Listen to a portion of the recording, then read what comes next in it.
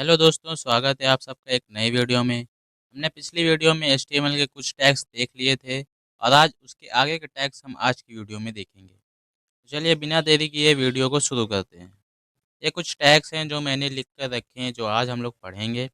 पहला है cut the text, strike tag, S tag और डेल टैग।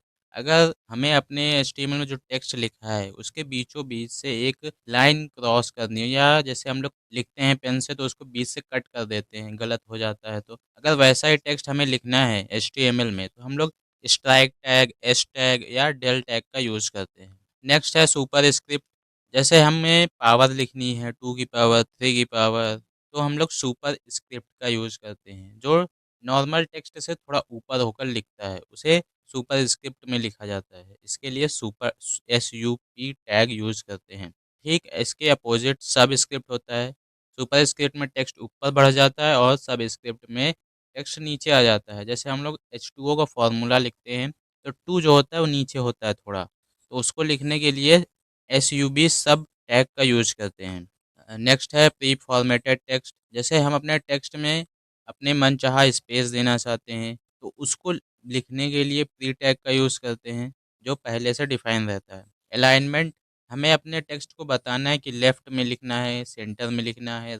ये अलाइनमेंट बताने के लिए लेफ़्ट टैग, सेंटर टैग का यूज़ करते हैं। और नेक्स्ट है बॉक्स। बॉक्स बनाने के लिए हम लोग डिव टैग का यूज़ करते हैं। नेक्स्ट है बिग साइज़। अगर हम अपने टेक्स्ट का साइज़ बड़ा करना चाहते हैं तो हम लोग बिग टैग का यूज़ कर लेते हैं। अगर छोटा करना चाहते हैं तो स्मॉल टैग का यूज़ कर लेते हैं। तो अब चलते हैं अपने कोडिंग ऐप में जहाँ हम लोग ये सारे टैग्स यूज़ करके देखेंगे। मैं आ चुका हूँ अपने कोडिंग ऐप पे। चलिए शुरू करते हैं आज की कोडिंग। मैं खोल लेता हूँ अपना फ़ोल्डर, इसमें एक नई फ़ाइल बना लेते हैं। फ़ाइल का नाम दे देते हैं tag.html, tag.html। ठीक है, फ़ाइल बन चुकी है। इसके अंदर चलते हैं, अपना कोड लिखते हैं। तो बॉडी से तो स्टार्ट ही करेंगे, ये तो पता ही होगा आप लोगों को। सबसे पहले डिव टैग को स्टार्ट करेंगे, DIV div tag. Div tag start किया, इसके बीच में हम कुछ लिख देते हैं जैसे दिस इज़ अ बॉक्स। इसे रन करा कर देखते हैं। अब इसको रन कराया तो अभी तो आप लोगों को बॉक्स नहीं दिख रहा होगा, केवल टेक्स्ट दिख रहा है। बॉक्स को दिखाने के लिए हम इस टैग के अंदर एक छोटा सा सिंटेक्स लिखते हैं। पहले हम लोग लिखेंगे स्टाइल इक्वल और फिर डबल इन्वर्टेड कॉमा, उसके अंदर लिखेंगे बॉर्डर, फिर रेशियो का साइन यूज़ करेंगे।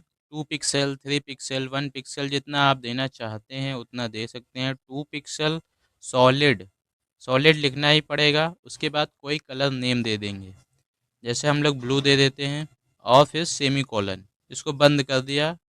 अब हमारा जो बॉक्स है वो शो होने लगेगा। जैसे ही मैंने रन किया यहाँ पे बॉक्स शो होने लगा।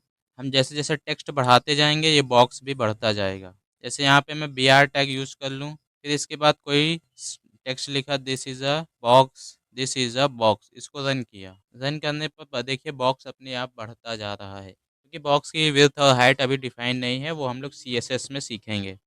अभी जो है वो बाय डिफ़ॉल्ट टेक्स्ट बढ़ाता जाएगा जैसे जैसे हम बॉक्स के अंदर लिखते जाएंगे।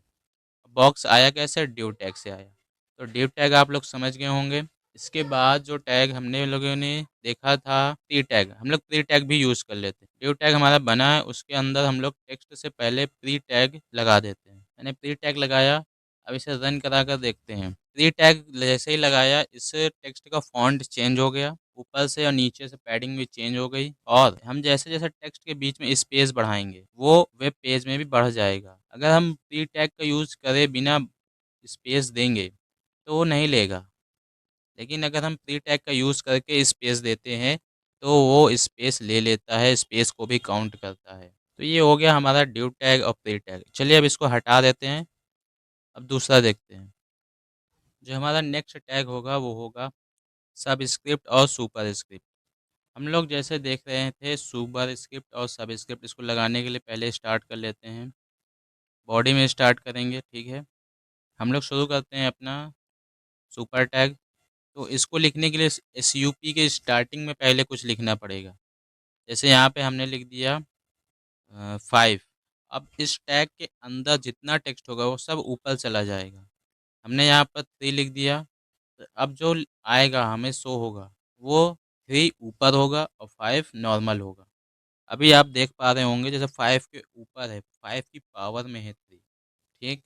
ये जो पावर वाली साइन है मैथ में पावर होता है, लेकिन अगर नॉर्मल आप कुछ भी लिखेंगे, जैसे यहाँ पे टी एच भी लिख दिया, थ्री की जगह पर टी एच लिख दिया, तो वो भी कहाँ ऊपर ही जाएगा, ये भी ऊपर ही जाएगा जैसा फिफ्थ लिखा हुआ है। सेम ऐसा ही सब स्क्रिप्ट यूज़ करते हैं, एस यू बी, इसको हटा के सब लिख देते हैं, और फाइव से पहले लिख देते हैं एच, सब स्क्रिप्ट के अंदर लिख, सब टैग के अंदर लिख देते हैं टू, इसके लास्ट में लिख देते हैं ओ। अब इसे रन करा कर देखते हैं, जो टू है वो नीचे आ गया, एच और ओ हमारे नॉर्मल हैं, वो एक लाइन में हैं, लेकिन टू हमने सब एस यू बी टैग के अंदर लिखा था, तो टू नीचे आ गया। तो सुपर स्क्रिप्ट ऊपर जाता है टेक्स्ट, सब स्क्रिप्ट टेक्स्ट नीचे आ जाता है। चलिए इसको देख लिया हम लोगों ने, सुपर स्क्रिप्ट सब स्क्रिप्ट। अब इसे हटा देते हैं, चलते हैं अपने स्ट्राइक टैग और डेल टैग एस टैग की तरफ। स्टार्ट करते हैं पहले एस टैग स्ट्राइक टैग से। हमने स्ट्राइक टैग लिखा, इसके अंदर हम कुछ लिख देते हैं, जैसे वार्निंग।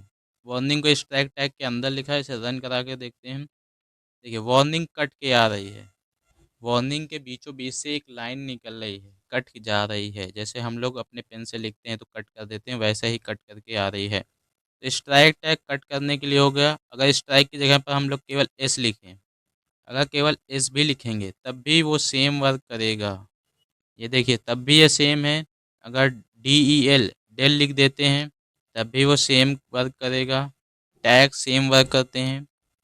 हम लोग देख लेते हैं स्मॉल और बिग, जो साइज को बढ़ाते हैं और कम करते हैं, स्मॉल और बिग टैग। तो पहले स्मॉल वाला देख लेते हैं और फिर बिग वाला देखेंगे। हमने स्मॉल टैग लगा दिया वार्निंग में, इसके बाहर एक नॉर्मल टेक्स्ट भी लिख देते हैं ताकि पता चलेगा कि कौन स्मॉल है और कौन बिग। हमने यहाँ लिख दिया बिग।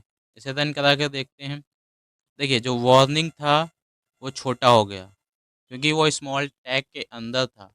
बिना टैग के जो स्मॉल टैग के अंदर नहीं था वो नॉर्मल है, तो वो बिग बड़ा हो गया। हमने बिग टैग के बाहर लिखा था, और वार्निंग स्मॉल टैग के अंदर था तो वार्निंग छोटा हो गया। ठीक। अब सेम हम स्मॉल की जगह पर बिग लिख देते हैं और फिर रन करा कर देखते हैं। देखिए वार्निंग जो था वो बिग टैग के अंदर था तो बड़ा हो गया, लेकिन जो हमने बी आई जी बिग लिखा है वो टैग के बाहर लिखा था, इसलिए वो नॉर्मल है। हम लोग दूसरा टैग देखते हैं, अलाइनमेंट का टैग है। जो हम कोई टेक्स्ट लिख लेते हैं, पहले कोई पैराग्राफ या लिख लेते हैं, दिस इज़ अ पैराग्राफ। इसे कॉपी पेस्ट कर लेंगे। मैंने यहाँ पैराग्राफ लिख लिया है एक। देखते हैं पहले ये कैसा दिखता है पैराग्राफ। देखिए ये पैराग्राफ दिख रहा है। अब इसे अलाइन करते हैं। पहले लेफ़्ट अलाइन देखते हैं। लेफ़्ट अलाइन में तो कुछ ख़ास फ़र्क नहीं पड़ेगा, क्योंकि ये पहले से ही लेफ़्ट में है। पर देख लेते हैं एक बार कि लेफ़्ट अलाइन से होगा क्या। लेफ़्ट अलाइन लगाया, रन करा कर देखते हैं। देखिए कोई फ़र्क नहीं आया, क्योंकि पहले से ही वो लेफ़्ट था। अब इसे सेंटर लगा के देखते हैं। सेंटर लगाया टैग, सेंटर लगाया, रन करा कर देखते हैं। देखिए जो हमारा टेक्स्ट था अब वो सेंटर से आ रहा है। तो सेंटर टैग सेंटर में टेक्स्ट को लाने के लिए होता है। तो आज के जो